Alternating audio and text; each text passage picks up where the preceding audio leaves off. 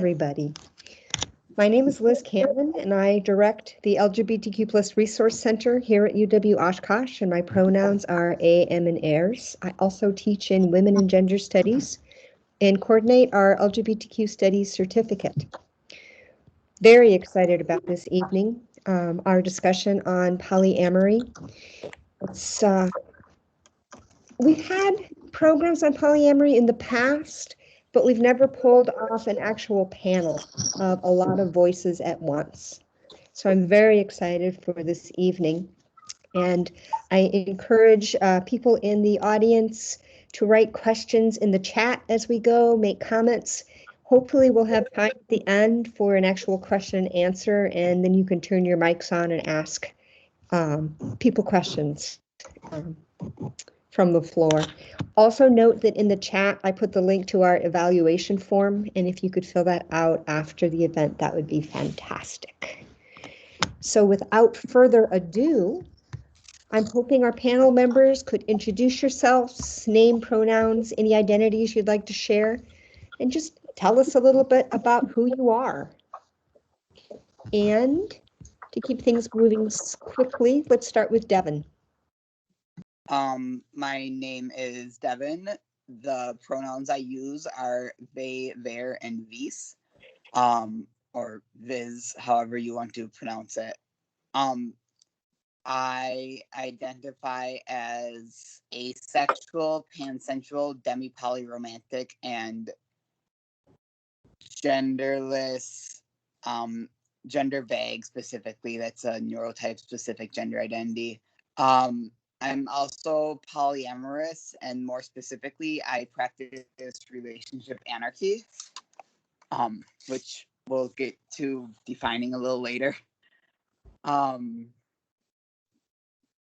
What else did you want from us, Liz? I'm sorry. You're muted. Just a little bit about who you are and what you do. Okay. I am disabled, nerdy, very nerdy. I work at UW Oshkosh as a limited term employee, LTE, in the art department.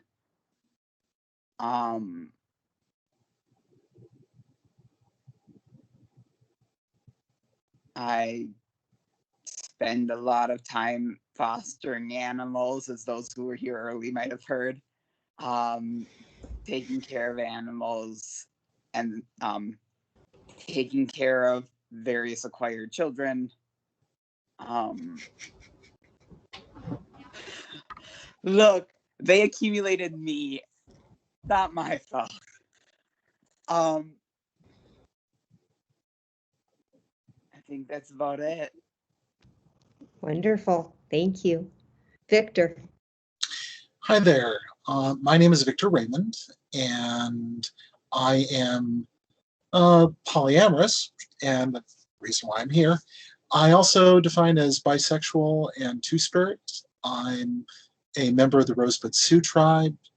In the past, I've been a community organizer and a sociologist. I remain a sociologist and maybe a community organizer. And I'm also a writer. And besides all of that, some of my interests include obviously things like travel and reading and writing. Hobbies are mostly in terms of playing games and getting into the great outdoors. So there you go. Thank you. Alli. Okay. I am bisexual and also then polyamorous, obviously, since I'm here. I am a hairstylist and makeup artist. I'm living in Madison, Wisconsin. I'm married to Paul. And, oh gosh, now is the part where I have to talk about me. Let's see, hobbies. I do a little bit of photography on the side. I like going out, like hiking. During the summer, there's a lot of lakes around here, so going out paddleboarding on the lakes is fun. I have 3 cats, one of which is thanks to Devin. But yeah, that's really about it, I think. Excellent. And Paul? Hi, I'm Paul. He, him. I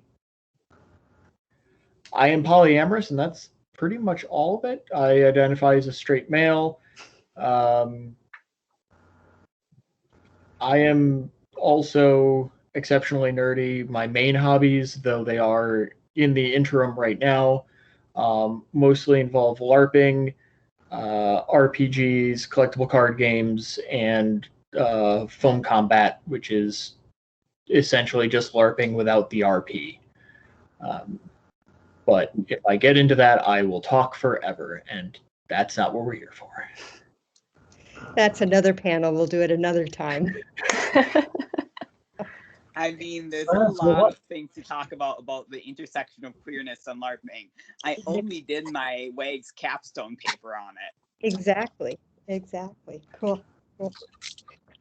Just a quick reminder for folks, if you're not one of the panelists, if you could turn your camera off, only because sometimes we get connectivity issues.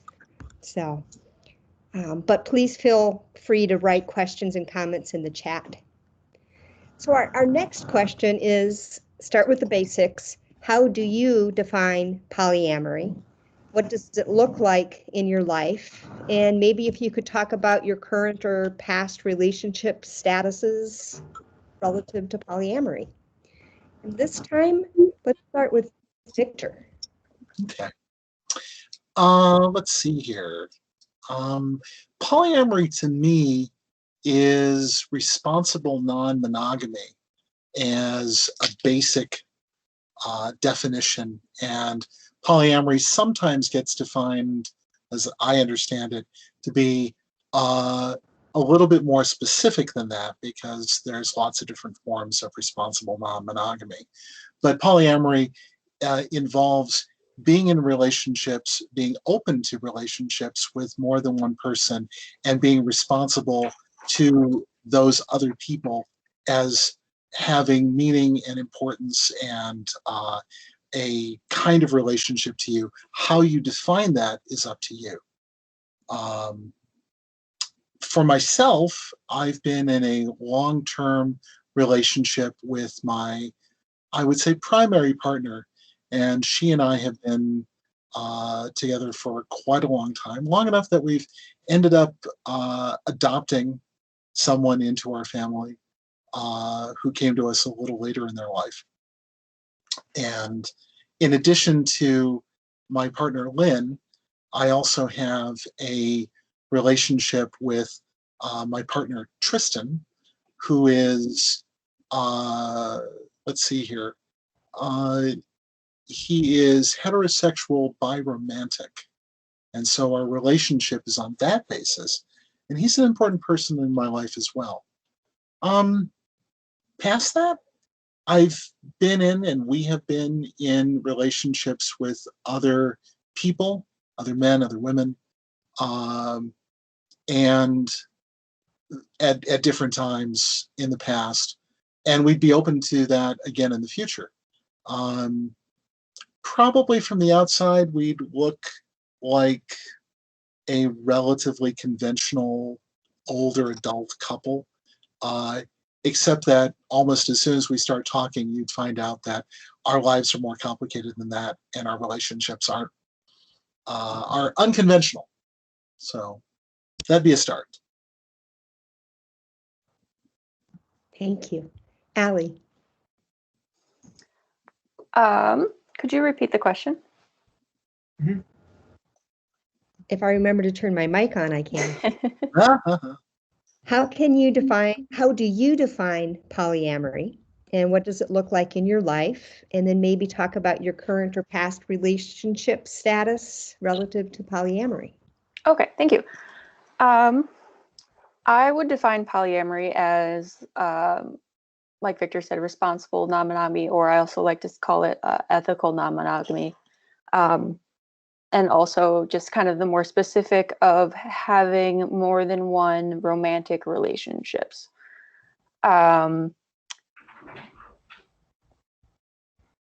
Let's see. So currently, I am married, but we have the easiest way that I explained it to someone who maybe doesn't know what polyamory is I'll just quick say like, oh, it's like an open relationship, which is a very vague way of describing it. But so I am married to Paul, and then I will have individual relationships outside of my relationship with him. In the past, it's been both men and women. I don't have any other partners right now. But typically we do kind of like to have it where we can all get together and just kind of sit and chat and hang out and be friends. Yeah, that's really about it. Thank you. Paul. I feel like I'm going to sound like a lot of an echo, especially because obviously the way I do polyamory is also the way Alli does polyamory. I think the biggest thing for me is I've learned to stop trying to define polyamory, because as I'm meeting more and more polyamorous people, I don't think I've ever met two groupings that do it the same exact way. Some people have ground rules about some things and others are perfectly fine with them. And it really just comes down to what you and everyone involved in the relationship is comfortable with. And you go with that. Thank you. And as for, current other relationships, I don't have any. I had a long-term girlfriend that actually lived with us for about 3 years. That relationship did end shortly before COVID, and love in the plague times is hard to come by. You don't meet a lot of new people. Understatement of the year. Devin. I sit here having started a new relationship in COVID. Met before COVID. We actually met just over a year ago, like a year and a couple days. I generally use the ethical non-monogamy definition for polyamory, although I've seen some discussion lately about how consensual might be a better term, because like ethics and morals puts certain implications on there. But consensual non-monogamy, ethical non-monogamy. Then I specifically practice relationship anarchy, which is, and I have the definition used by the Ace and Arrow Project pulled up here because I'm bad at defining it. The ideology and practice of deconstructing a metanormative. A metanormativity is the focusing and the prioritizing of romantic relationships as that being the end all be all for everyone. So the ideology and practice of deconstructing a metanormative relationship hierarchies, expected roles, and traditional concepts. Those who identify with RA often believe that each dynamic should be discussed, and each type, structure, boundaries determined solely by the specific parties involved. So you're not going to something being like, this is the societal role, this is how my last partner did it, this is how we're supposed to do it. You just discuss with those people. Relationship anarchists avoid applying assumptions, pressure, and/or expectations to their dynamics with others. Many relationship anarchists prefer to allow each dynamic to develop naturally, free of societal constraints, and if they use those labels to describe a resulting dynamic rather than preemptively applying a label to a new dynamic. So how that might look is with my queer platonic triad. When we started, we always joke that we started dating by accident and then put the name on it later, because we realized as after probably months of what would be considered dating to any sort of Like if you were watching us a TV show, you would have assumed we were dating already. But we had never actually discussed that or put labels on it until months into the existing dynamic. To clarify, none of us even had heard of relationship anarchy at the time. That wasn't intentional. We just accidentally started dating. As you do, right? It's also worth clarifying that relationship anarchy is a philosophy of navigating relationships explicitly based in anarchist theory and practice. Anarchy isn't just in the name, it's relevant. And that in relationship anarchy, relationships include not only those that would be traditionally thought of as partners, but any person you really interact with. So there's this relationship anarchy smorgasbord, and so like the person that, say I meet someone for lunch once a week, that's a relationship, and it really just completely subverts the standard phrasing of relationship. So for most of today, I'm going to be talking about what I refer to as my titled partners. I'm in the aforementioned queer platonic triad, and then I have a queer platonic partner beyond that who's separate from that whole dynamic, and then a girlfriend with whom I'm in a romantic relationship, also separately. And they all, of course, know about each other and are fully consenting to this. But then there's a lot of people who, from an outside perspective, people would assume I am in some level of relationship with. And I am in some level of relationship with, but there's no sort of title put on it. And those people I collectively refer to as my people, capital P. It's a whole complicated mess, really. Wonderful. So my guess is some people listening to this are either already informed about polyamory and they're nodding their heads and going, yeah, I get this. Or they're just new to this and they're thinking, huh? And so I'm curious if you could talk about what do people misunderstand about polyamory? What are some of the misconceptions about polyamory? And let's start with Alli this time. There's so many, honestly. I would say the one that I encounter the most is that there's just zero jealousy, that like nobody ever gets jealous in polyamorous relationships, that you have to be just this someone who doesn't even experience jealousy to be in a polyamorous relationship. And that's so untrue. I am an extremely jealous person. But the difference being is that polyamory has kind of made me think about and analyze where that comes from and like what triggers it, how it makes me feel. And then I've been able to like just get a hold of it. It's not that there is no jealousy, it's just you have a better control of jealousy.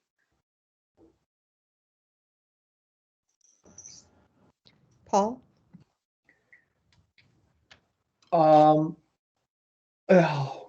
That's a mountain. I think the biggest ones that I run into are kind of the polyamory is either an excuse to cheat or a slapdash solution to another relationship, and those are, I think, some of the most damaging we run into,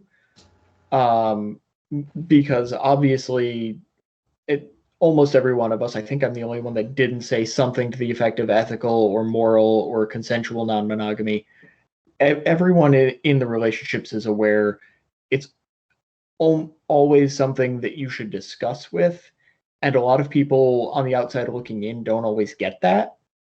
And that's also what leads to some of the other kind of problems and bad actors that we do run into that create some of the misconceptions.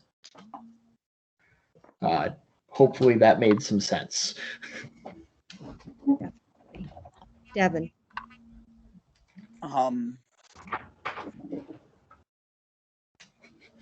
Outside of those mentioned, I'd say the two biggest ones I see are that there's no way to cheat within polyamory. I'll mention that, like, I've been cheated on, and I'll have people be like, "But you're polyamorous. How does someone cheat?" And I mean, I have an ex who I can give you a list. And then the other one I see is that it's somehow a superior thing. And I see this both in and outside of polyamory communities. I'll be talking with monogamous people and they'll be like, I just could never do that. Like, you must be so, like, better at things. And I am not better at things. Like, there's nothing superior about polyamory as opposed to monogamy. It's just how you prefer to style your relationships. For some people, it can even be practically an orientation. I know people who consider themselves strictly monogamous or strictly polyamorous, that they couldn't have a relationship that isn't one of those. I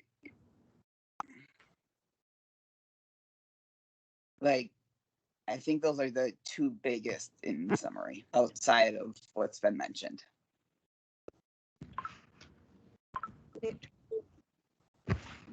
You're muted, Victor. I'm unmuted. Okay. Well, actually, I do have one thing that I can add to this in terms of what people misunderstand about polyamory. One of the things I run into is the belief on the part of some people that if you're polyamorous, you can't really make a commitment to other people. And I find that one to be kind of interesting. And I think it arises out of this belief that if you're monogamous, the real commitment is to just one other person. And it's a very specific way of defining what commitment really is. And it doesn't recognize that in polyamory, you can have commitments of different kinds to different people, and they're all important and they're all meaningful in their own way. But it's not that you're incapable of making a commitment. Yeah. I don't know if you remember, Victor, but years ago, I was telling you that I could never be in a polyamorous relationship because I don't have enough energy and time just to commit to one relationship. Do you remember what you said to me? No, I don't. What did I tell you? You said it makes it so much easier because when you're too busy to be with that person has somebody else to be with, and you don't have to feel guilty about not being with them. I thought that was rather interesting. Well, and that you're not responsible for it, in that sense, that you can share the load. And yeah, there's a side of that where I think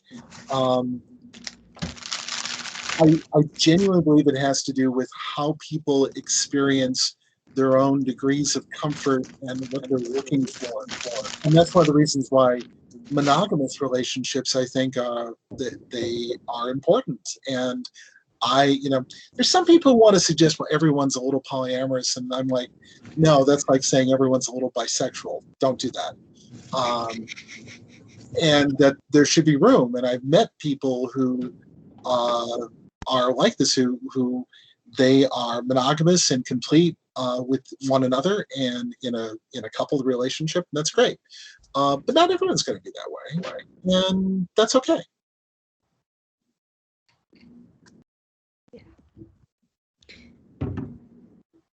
So what do you think that monogamous people can learn from polyamorous people? Paul, do you want to go first? Sure. I think one of the biggest things is because polyamorous relationships do tend to be a little more like juggling. There's more things to consider, more people to consider. Communication, which is always important in relationships, becomes not infinitely more, but exponentially more important. Setting boundaries becomes so much more important. Knowing what you and your partners are okay with becomes a lot more important. And I think just the importance of communication is sometimes lost on people until it becomes that important. And I think just the ability to have frank conversations is a big thing that a lot of relationships of all kinds lack. I know many of mine in the past have. Devin. I mean, communication was definitely where I was going, so give me a second.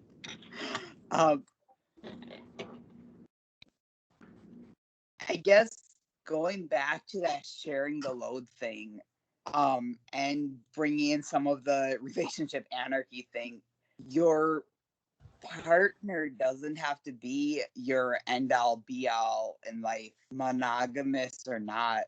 You have friends, you have coworkers, maybe you have people all around you that you can build relationships with, not like partnered relationships, but relationships. And those can involve different aspects or not involve different aspects. But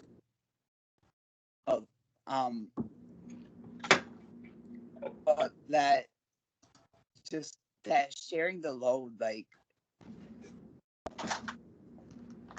if I would feel incredibly guilty if I had just one person to lean on for all my various needs as far as relationships and also disability stuff goes. And I don't. I have friends, I have caregivers, I have partners, I have so many other relationships. And yeah, so that sharing the load would be the thing I would give for things that can be learned. Nice. Victor. I think one of the things that monogamous people can learn from polyamorous people is how to negotiate more and how to negotiate better. And this comes out of sharing the load and learning how to communicate with one another. Learning how to negotiate equitably, fairly, with emotional sensitivity, it takes practice. And polyamorous people, I think, I'm not going to say when they're doing it right, because even when they're encountering difficulty, end up needing to learn how to communicate and to negotiate. So, how to be acting towards someone in a way that is consensual and respectful. I think poly people get more opportunities for doing it. That doesn't mean they're always doing it, quote unquote, right or correctly, but they get more opportunities to practice. Nice. Alli. Well, I mean, I really, what everyone else said, communication is a huge thing that I think monogamous people can learn from polyamory. Also, kind of piggybacking in a way off of what Devin said, is that I think it's a great way to learn that your partner doesn't need to take, or they're not even going to be able to take care of every single little need that you have. And that you shouldn't expect that from them either, because they're not just this perfect person that can take care of you in every single little way. That's just not realistic. And like he said, you have friends that can take care of some, or even other partners that would be great at taking care of you one way, and then another partner that's great at taking care of you a different way. And it's just a really great way also, for me at least, to figure out what really you need out of relationships. Nice. So from a different perspective then, what challenges do you face identifying as polyamorous? Devin, do you want to go first? Sure. Clarification. Do you mean challenges faced like in identifying as polyamorous, like from out, like when identifying as that publicly, or do you mean what challenges do you face in polyamory? Both. I have two very different answers, Liz. You know I talk too much. So honestly, the biggest challenge within polyamory is also communication.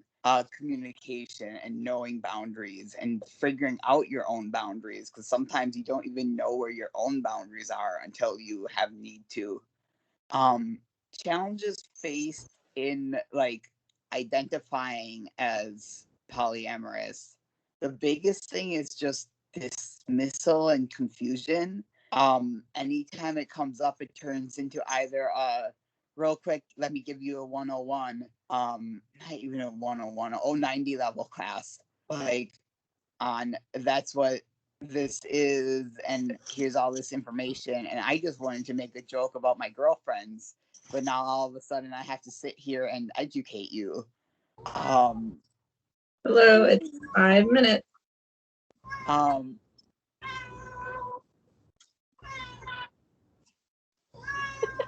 Paul, can you mute yourself? Oh, Sorry, that was our cat. it is picking up the wrong mic. I have myself muted through the headset. I'm sorry.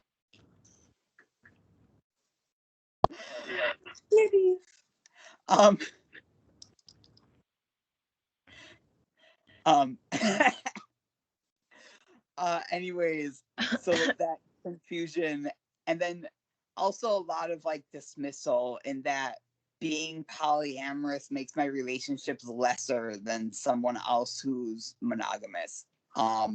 Because since I'm like, since I love more than one person, somehow I love them less than I would if I loved only one person. I don't understand the logic, but it is definitely a logic I have faced multiple times when identifying as polyamorous. Victor. Yeah, I have to agree with that. And what's funny about this is that when you talk about other kinds of relationships, familial relationships or monogamous relationships, to talk about it as if you have more than one and more than one relationship to pay attention to, that talking about that in a way that doesn't recognize their validity is seen as being dysfunctional. And that was a lot of theory here. Let me boil it down to an example. If someone were to say to you, well, mom always loved you best, everyone's going to be like, what are you talking about? That's crazy talk. Mom loves, our mom loves all of us, right? Why can't you apply that logic within the context of people who have consensually decided to be in a relationship with one another?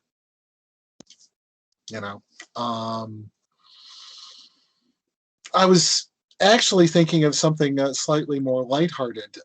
One of the challenges that I've faced being polyamorous is finding enough chairs at holiday gatherings and figuring out where everyone's going to sit.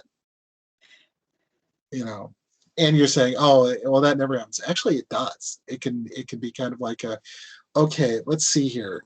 So I'm going to sit here, and that means Lynn's going to be over there, but Tristan needs to sit there, but Tristan's girlfriend needs to be over there, and then we have the other people, right?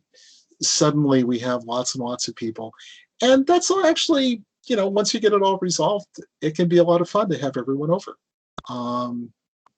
and that's not a bad challenge. That's actually the sort of thing that people can celebrate. And having a room full of people who all know one another, care for one another in different ways, maybe relating to one another, maybe in relationships with one another in different ways, friends, lovers, otherwise. That's really cool. Doesn't always work. Not everyone always gets along, but having the opportunity to celebrate together, that's worth it. That's a good challenge. I like that one. Alli. Yeah, like Devin said, there's a lot of dismissal. I quite a few times people like try to dismiss my own marriage, even like, oh, well, why'd you even bother getting married then? Which can be hard. And yeah, anytime you want to bring it up, it's basically like having to like come out every single time. It's just like you have to explain everything. Everyone always has questions. It's just the oh, I'm forgetting the term for it, but just the emotional effort you have to put into just like having to explain like your relationship. It's just not something that I think that I ever had to experience when I was monogamous. And then see, another fun challenge has been, for me at least, using dating apps has been challenging. Being bisexual and polyamorous and then married to a man, people like to often assume that I'm hunting for a unicorn, which is so not true, and I hate. Or they will assume that I am a unicorn, which I also hate. And like, for anyone who doesn't know, that means basically there's like a couple looking for someone to date both of them. That person that they're trying to find to date both of them is referred to as a unicorn because they're so rare, they just don't exist. But yeah, so that's been a little frustrating. I have basically given up trying to use dating apps. It's just not working. Away from my phone, but I'm going to stop it because it scared my dog last time and it went off. So sorry about that. He did not like the sound of the alarm. No. How is your rating? Gently. So if anybody has their mic on, can you turn it off? Sorry, that was me. Forget it. Oh. Sorry about that, Alli. Please continue.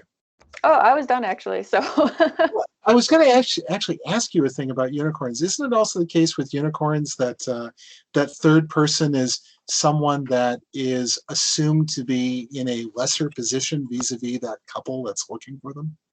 yes, yeah, that is, and like that's the thing, is that like unicorn hunters, I feel like are basically the toxic and oh, hold on one second.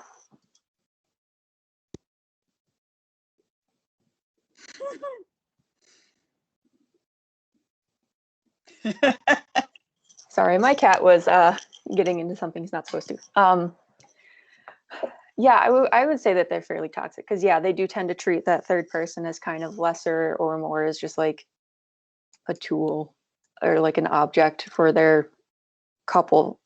And one example in particular that I have from actually a dating app is there was a girl's profile who, bunch of pictures of her and her boyfriend. In the description was looking for someone to date both of us or just to play for her. And it's like that sits with me in so many wrong ways.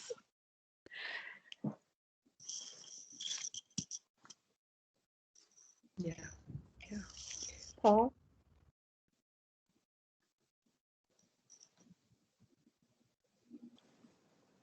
All right, I'm going to sound check quick here.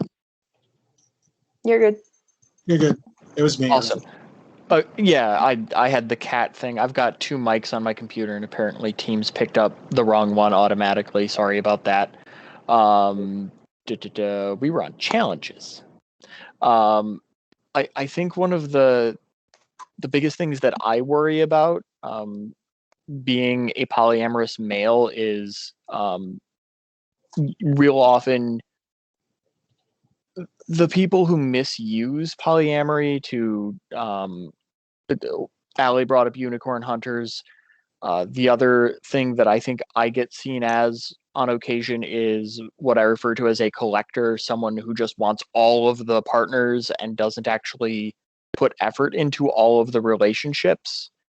And at least one or two of the LARPing communities I've been in have had bad actors in the past that have done that.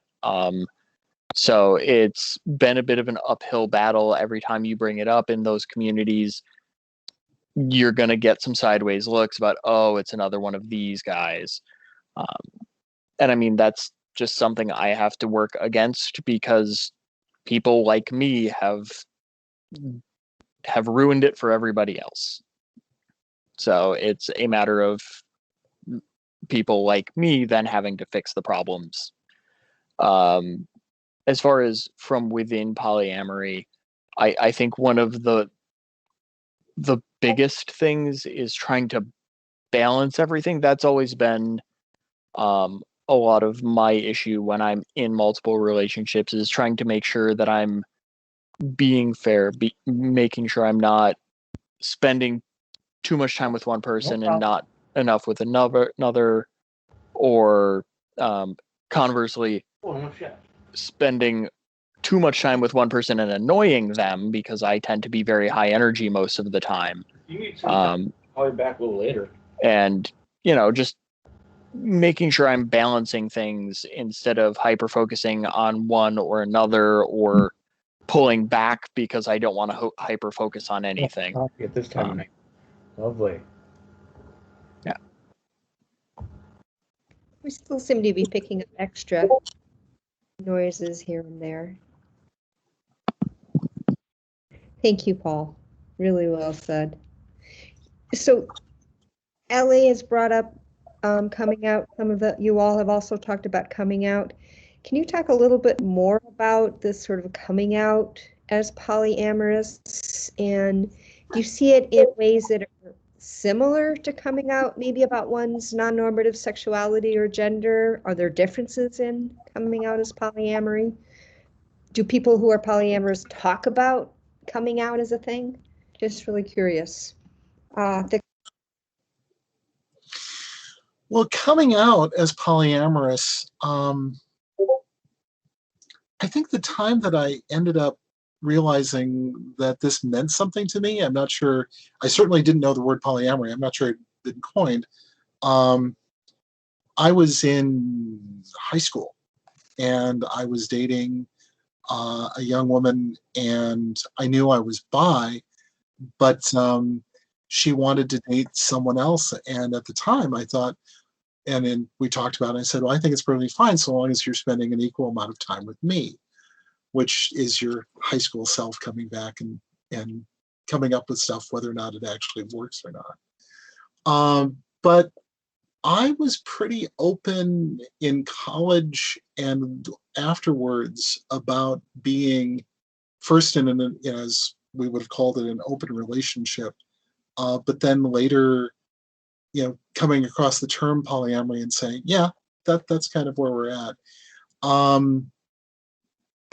I think my experiences have been mostly positive.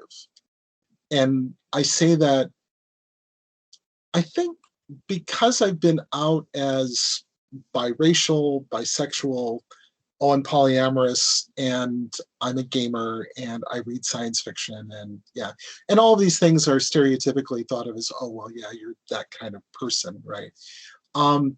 I think my reputation has preceded me enough that if anybody was going to have a negative reaction, they just don't talk to me. That having been said, I'm trying to think about it. I think for the most part, coming out to people, I've learned about coming out as polyamorous from my experiences coming out as everything else that I am. And so as long as I'm talking about it in ways that are true to who I am and represent me as, here's who I am, and I'd like you to know that because it's important to me, and I hope you can respect that, they've generally gone well. Or, as I suggest, some people are just like, yeah, I'm not talking to you. Kind of my experience so far. Alli. As far as terms being coined, quick side note, As far as I know, the term polyamory and polyamorous were first used in the year 1990. Okay. Interesting. The Yeah, term polyfidelity had been used for very similar concepts since the early 70s. Yeah, although polyfidelity as a term began to get more narrowly defined after that, Mm-hmm. referring to what would be thought of as a closed relationship amongst multiple partners. Yeah. That's from the Googling I just did. That's why the term polyamory came about, is because there's people using the term polyfidelity because it was the only term there, who weren't interested in polyfidelity as we see it today, but there weren't other terms in use. And Oh, sure. thus the term polyamory sprung off that in about 1990. Yeah. Well, other than just non-monogamous was an even older term. Or open relationships. Mhm. Yeah, that is not coming up in the 3 articles I have skimmed through. Cool. So, Alli, what are your experiences with this term coming out?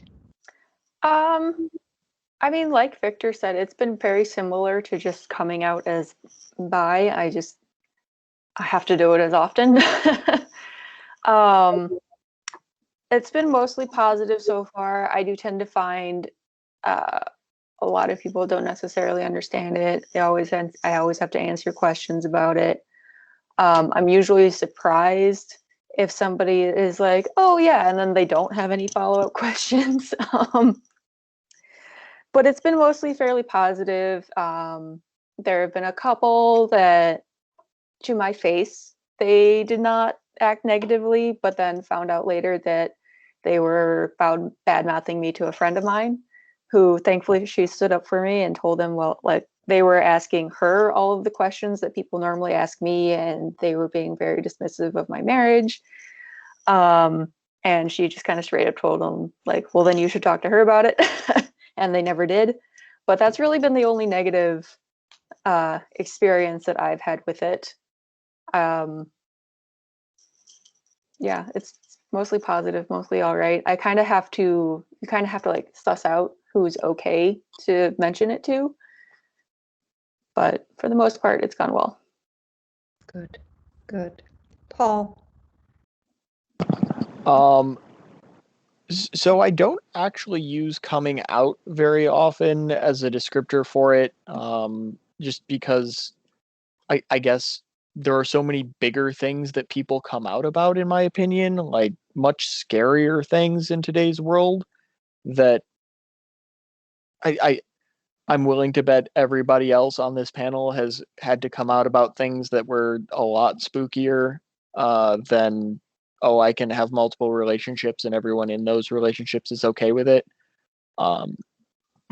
So I don't really use the term coming out unless I have to, just to kind of explain what it is. As for telling people I'm polyamorous, like I said, sometimes I'll mention it in certain communities and you do get the sideways glances, but usually people aren't aggressively negative about it. I mean, we're from the Midwest. Passive aggressive is the way of things. But Oh, you would say that. I would. Very nice. The only really negative one I've had was actually my parents, and they kind of found out on their own, which is probably why they were upset. I hadn't told them yet, and they just kind of noticed. And that was very awkward for several years, but that was years ago now.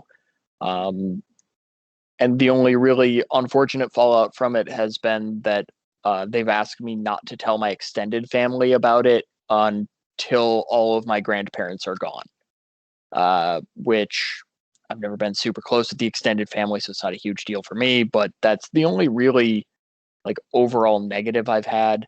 like everyone else has said, most people, you mention it and they're like, oh, how does that work? Or, oh man, I don't think I could ever do that. And I'm just like, yeah, it's not for everyone. Nothing is for everyone. But yeah, very little negative, a lot of raised eyebrows. Interesting. I was interested in what you said, that coming out as other identities, say in the LGBTQ community, would be more scary, because I remember early on when I was coming out as bi, and I saw a lot of internalized biphobia, the next words out of my mouth said really quickly would be, but I'm monogamous. Because, oh my God, that wouldn't want people to think that I was polyamorous. Oh, And so I'm curious for the others, do you think it is scarier or more spooky to come out as your other identities than as polyamory? Anybody? Yeah, I would agree that it is. There's, I don't know why, there's something a little bit more serious about coming out as bisexual than necessarily polyamorous. Don't know if I could really explain what it is, but yeah, like I would agree that like polyamory, I think generally just refers to your relationships, but coming out as bisexual is like you as a person and like how you how you see other people, like how you're attracted to other people. It's just, it feels like it carries more weight to it than necessarily polyamory.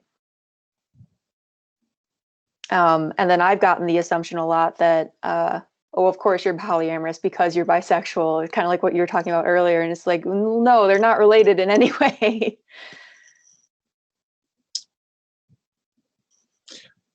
Devin, do you want to go ahead? I was just going to fold that in with my answer for the rest of it. So you should answer this little segue and then I'll go. Okay, sure. See, for me, coming out is interesting because I grew up knowing that I was different from the other kids from a very young age, but that was because of my racial and ethnic identity. I mean, I'm Native American, I'm a Lakota, but I'm also white, right? And I've got light skin privilege. And that had kind of an interesting effect for me because coming out as bisexual later on when I was a teenager, I always thought to myself, it's kind of like, well, that's a big deal. And yeah, it is a big deal. But the experience of coming out was something that then began to inform what it meant for me to be known as a biracial person, right? So I found it being a very positive experience to talk about who I was, so people knew that. And so coming out for me is part of letting people know who I am in all the different ways that might be relevant. And I don't do it all at once, and I don't do it with everyone in the same way. But coming out for me is a way of sharing myself. And I wouldn't say learned to enjoy it so much as found the utility in doing so. And sometimes it is enjoyable. But in terms of whether or not coming out as polyamorous is more or less stressful. It's less stressful than telling people that I'm bisexual, but it's probably more stressful than telling them that I'm biracial. So there you go. Yeah, I have definitely faced fewer negative side effects to coming out as polyamorous. But then coming out about being trans or about being not straight. But also a lot of the times I don't explicitly come out. I'll just implicitly do it. Like I'll mention one of my girlfriends or my girlfriend's girlfriend. Look, it's complicated. Which in polyamorous communities, she would often be referred to as a metamor, but they're a little newer to that, so we just use other terms. So my experiences coming out have generally been more of the confusion,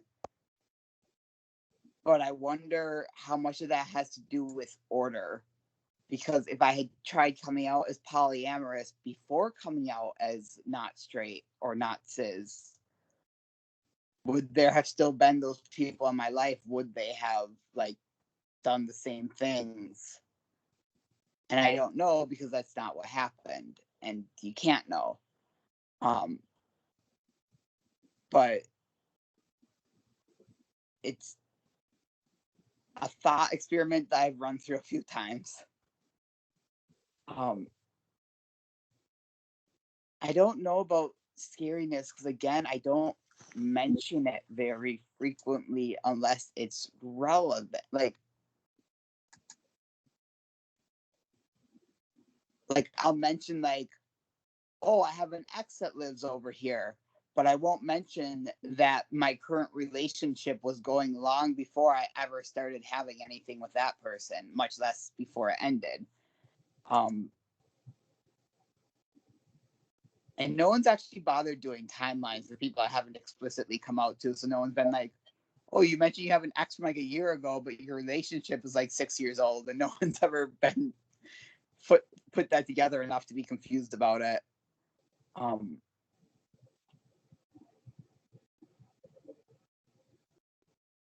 Yeah. Gender and orientation and honestly, disability, when it's not immediately obvious, have definitely been more of an issue coming out wise than being polyamorous.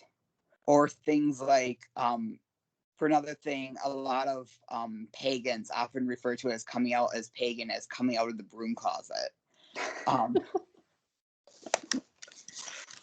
I did not come up with that term. I have no. I've heard that before. Yeah, as witch, I've heard that before. I think I might have just made Paul stay because he's enjoying that. I love some good wordplay. That's delightful.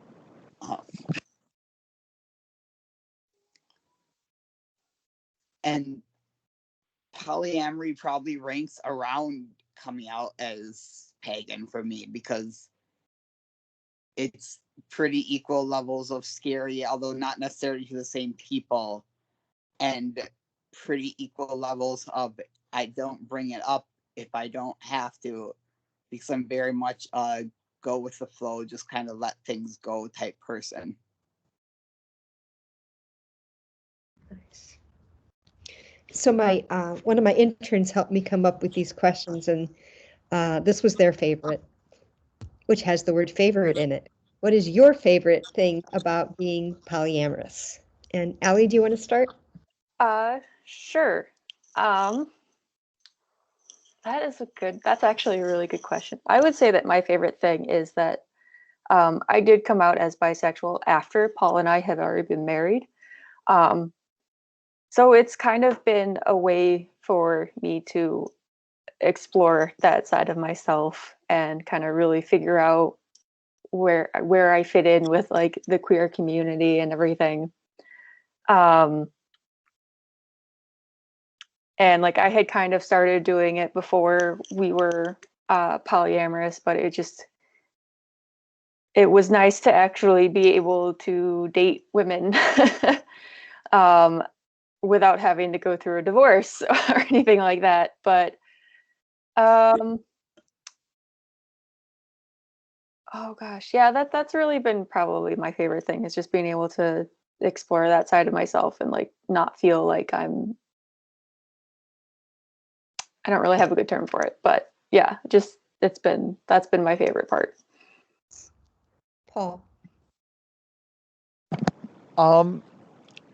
I think my favorite part has been when I will get a message from, so far it's always been a male friend of mine who's just like, hey, so you do that polyamory thing, right?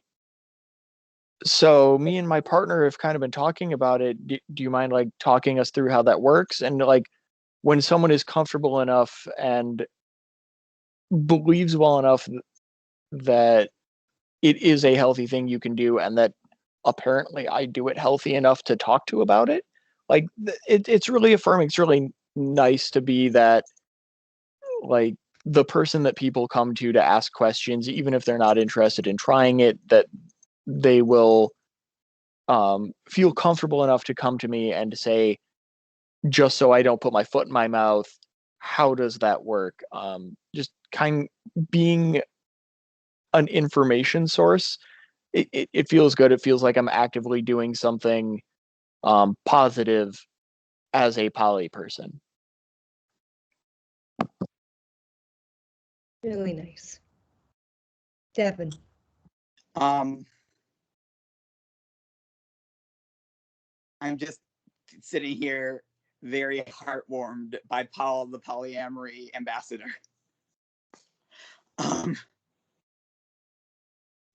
Favorites, the people, like, I have amazing partners, like so amazing that I can't put it into word, and I have multiple of them all at once, and they're all like, and they all are dating me for whatever reason, and like the people, there's so many amazing people, and it means that being in a relationship doesn't have as much bearing on being in a relationship. So if I'm like experiencing chemistry with someone, I don't have to like worry about it or avoid that person. I just go talk to my partners about it and be like, with my triad, we have an agreement that if we're going to start a titled relationship with someone, we can do whatever we want without titles, any sort of attraction, any sort of connection, etc., but specifically titles, that we're going to discuss it with each other first. And it's a boundary that works for us. Technically, we have a veto power, but no one's ever used it in the 6 years and many other relationships that's had. But it's just like, be careful with this person because I don't think they're necessarily great types is the closest it's ever been. And so if I start having chemistry with someone and I want to like, or say if someone has been hinting that they might want to start a titled relationship with me, I can just go and ask my partners like, hey, so this person that I've had this sort of relationship with for a while, who you know about because I talked to you, so I've talked to you. I've talked to you about it. Like, I think they might want to actually like start dating, or they might want to put a title on it. How'd you feel about that? And just like, and that's all. Like, I don't have to break up with someone to date someone else. I just have to make sure that I am not. The term I see used is polysaturated, which is basically like that you're at the level of relationships that you can healthily maintain. The way I have seen it used, I'm sure there's other uses of that. But I know that, and I don't know how much of this has to do with my brain stuff, but like, I couldn't have 20 partners like in the same sort of relationship that I have my current partners. I couldn't do that. I'm sure someone can, but I can't. So it's the most that it's ever came to is like just talking with partners and the people. Nice. Victor, we've been talking about favorite things about being polyamorous. I have been listening. I think I'm going to start identifying as poly unsaturated. Definitely. But levity aside, there was a story I ran across on Facebook somewhere a long time ago where it was a woman who was talking about her boyfriend's wife. And we're not going to get in a relationship ranking, but apparently her boyfriend's wife was pregnant and was going to go into labor relatively soon, and her boyfriend was sick. And so what ended up needing to happen was there wasn't anyone there to take care of her boyfriend's and boyfriend's wife's kids. So what she arranged to do was she was going to go and help take care of her boyfriend's kids, and her husband was going to go to her boyfriend's wife's hospital to make sure that her boyfriend's wife had everything she needed. And like her boyfriend's wife's girlfriend was also involved in making sure that there was meals being made and the laundry was getting done.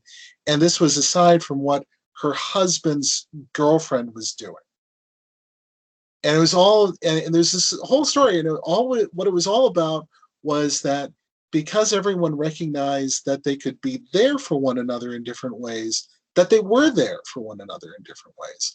And I've had that kind of experience from time to time, though not quite like that. I've been pregnant, obviously, or maybe not so obviously. But I think one of my favorite things about polyamory is just having that array of support and care that comes from having multiple people. And it doesn't even necessarily have to be the people that I'm directly involved with. It can be the extension of relationship to what Devin was talking about earlier, the term metamors, that you can actually be there and supportive for one another, even if you're not lovers or in some sort of titled relationship with each other, and that matters. And I found that to be probably one of those things that it's a touchstone for me that I really appreciate about polyamory. Yeah. I do have one more question, but I want to see if there's any questions from the audience. And you can unmute, you can ask, you can write in the chat. What have you all been thinking as we've been talking?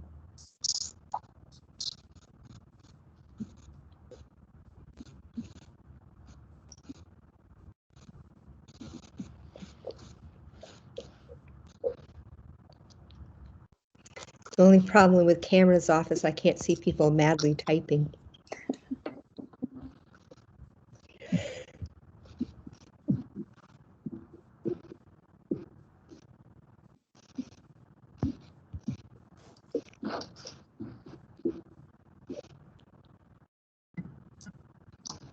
Anybody have a question?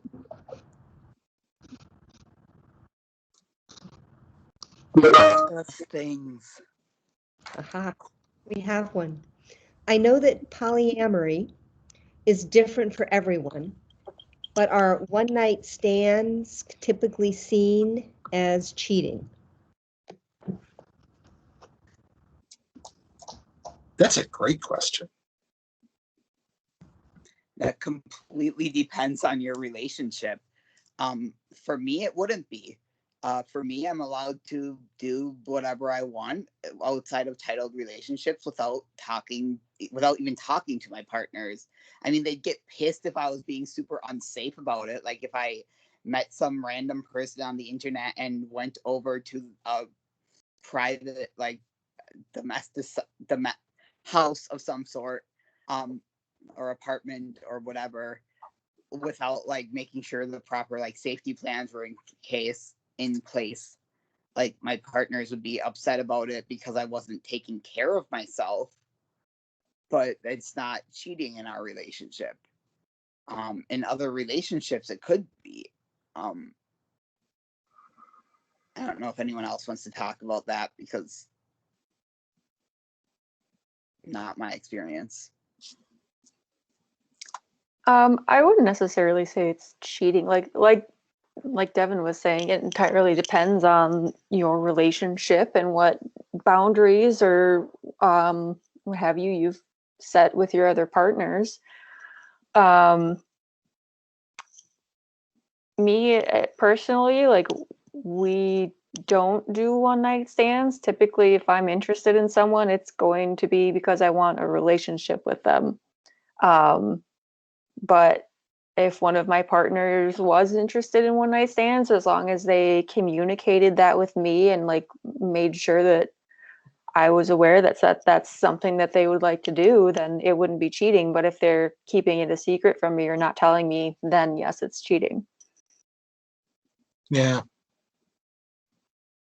And someone else could have a relationship where maybe it's 4 people all in a relationship together, and to do anything outside of that relationship is cheating. So it's completely variable. Yeah, I mean, when Lynn and I first started our relationship, we had a lot of rules and we had a lot of things that we were concerned about. And a one night stand, if we didn't tell one another, if I went off or with someone, or if Lynn went off with somebody, yeah, at that point we probably would have considered it cheating. As time has progressed, what we found is that we tend to anticipate circumstances where we might find ourselves with the opportunity to be with someone new. And that's led to a lot of discussion about, okay, so, how are we doing? Is our relationship okay? If our relationship is okay, then yeah, both of us have been in situations where we've come back and said, yes, I did meet someone. And we talk about how it went and what it might mean. So one night stand, we generally tend not to do them because, like Alli, if I'm gonna be intimate with somebody, it's because I want to be in a relationship of some sort with them. Yeah, and like also for me personally, I just don't like one night stands. Well, I don't know if you've had the similar experience. To my mind, it's kind of like if I got to the point of where it's like, God, you're an interesting person, and let's go and do something that we might both enjoy. If I've gotten to that point, I've probably also gotten to the point of saying, well, I'm open to doing this again, and I would be interested in seeing where that goes. Yeah, exactly. Like you would want to see them again. Yeah, I mean, so a one night stand, it's kind of like, but why would you do that? Yeah, same page. I'm just like, that doesn't make any sense. Yes, one night stands don't make any sense. Open to doing them and happy to talk about them and know it's not cheating, but yeah, well, no. So it's sort of like that what is it? GIF of Captain Mal from Firefly doing the no. So. Yeah. So, long answer short, it just depends on what your relationship is okay with. Oh my goodness, buddy. Yeah, he's very talkative tonight.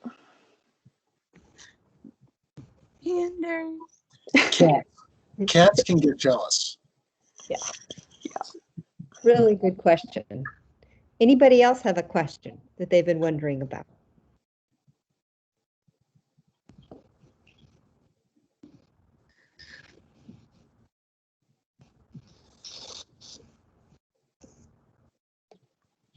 I will ask my last question, but keep typing away or raise your hand. There's a hand icon and we can call on you and get you into the conversation.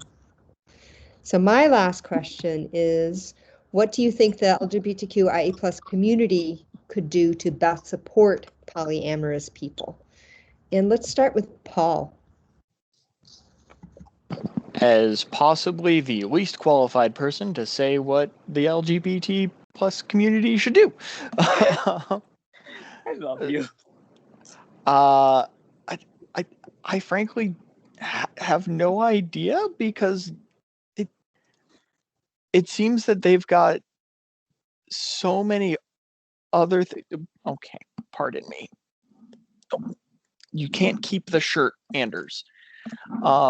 They've got so many other things to tackle in their own thing that, I mean, just understanding, kind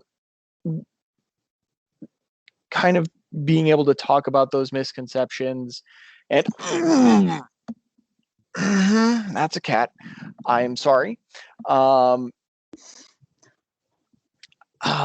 Just being able to talk about those things and like that kind of stuff would be nice, but I don't know what other kind of support would be appropriate per se. Long non-answer. No, good start. Yeah.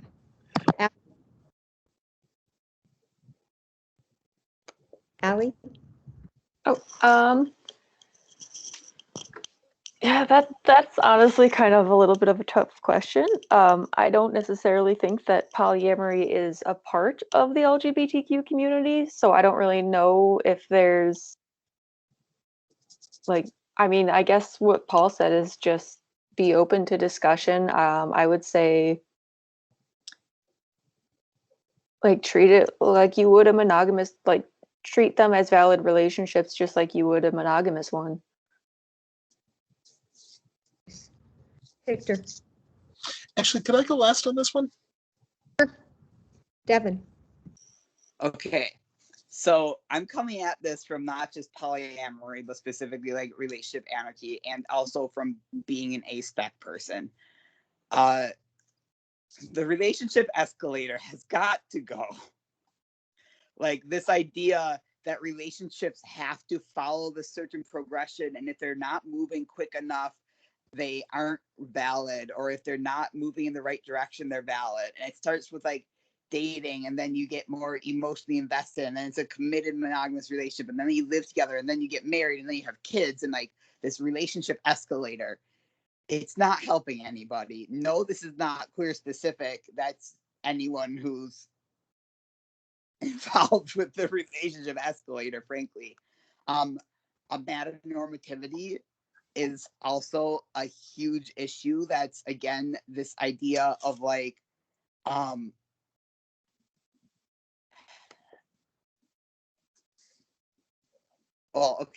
definition as coined by Elizabeth Gregg, professor, is the assumption that What was the word? Amatonormativity. Okay. The assumption that a central, exclusive, amorous relationship is normal for humans, that it is a universal goal, and that such a relationship is normative, and that it should be preferred to other relationships.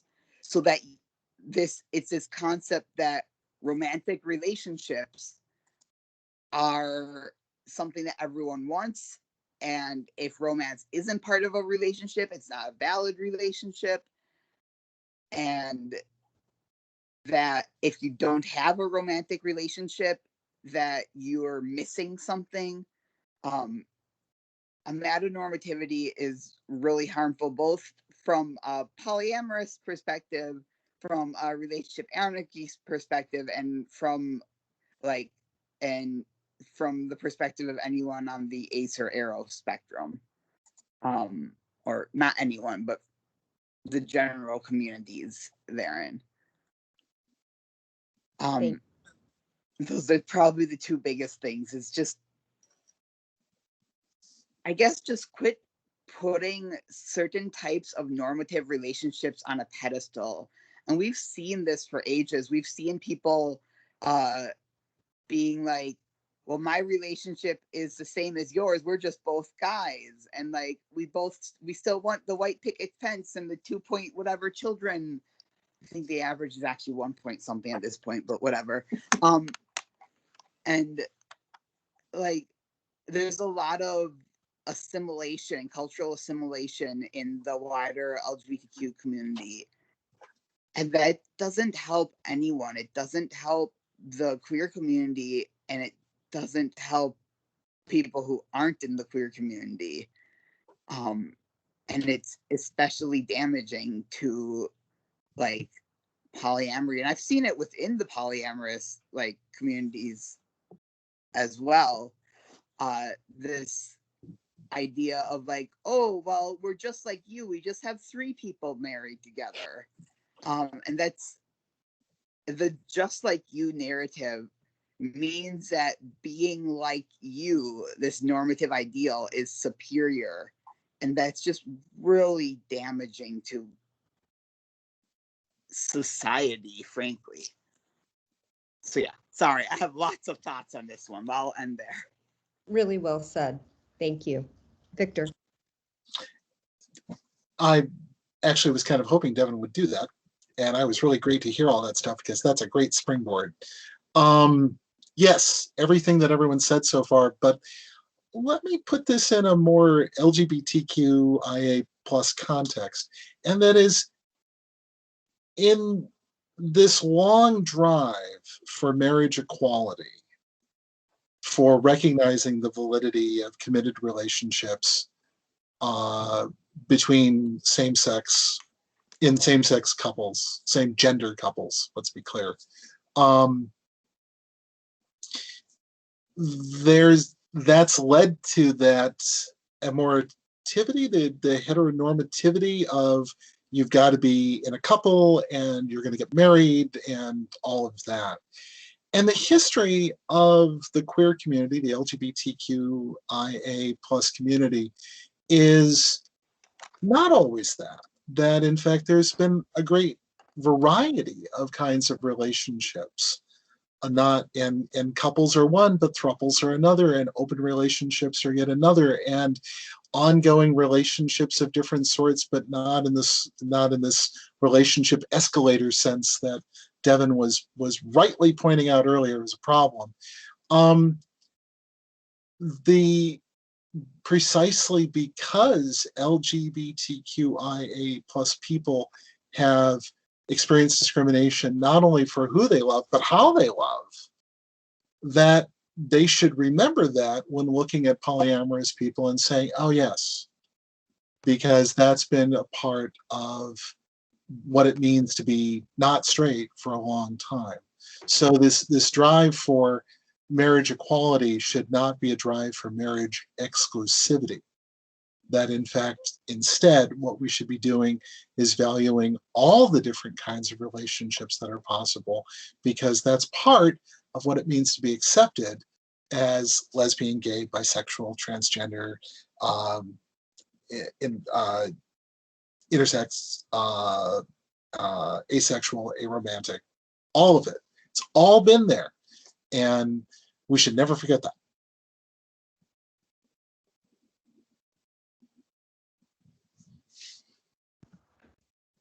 Thank you. I think that's a perfect note to end on. I cannot thank the 4 of you enough for joining me this evening in this wonderful conversation. Thank you to those who came. I'm putting again in the chat the evaluation form, and so if you could take a minute to fill that out, that would be absolutely wonderful. And check the website of the LGBTQ Plus Resource Center for upcoming programs, and I hope we will see all of you again soon. Thank you. Bye.